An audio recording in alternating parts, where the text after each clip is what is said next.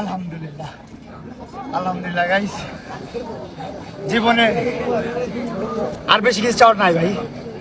আল্লাহর ঘরে আসতে পারছি, কাবা ঘরটা ছুঁইতে পারছি, চুমা দিতে পারছি, আলহামদুলিল্লাহ। আমার জীবন সার্থক, আমার জীবন সার্থক। আমি দোয়া করি আমার মুসলমান ভাই ব্রাদাররা পৃথিবীর যেই প্রান্তে আছে, শুধু মুসলমান না, যাদের অন্তরের ভিতরে আল্লাহর উপর, আল্লাহর জন্য বিশ্বাস আছে, আল্লাহর জন্য ভয় আছে, সবাইকে আল্লাহ তাআলা তৌফিক দান করুক। সবাই যেন উমরা করতে আসতে পারে, সবাই যেন হজটা করতে পারে, আর সবার কপালে যেন এটা ছুঁয়ে দেখার তৌফিক থাকে। সবার জন্য দোয়া রইল।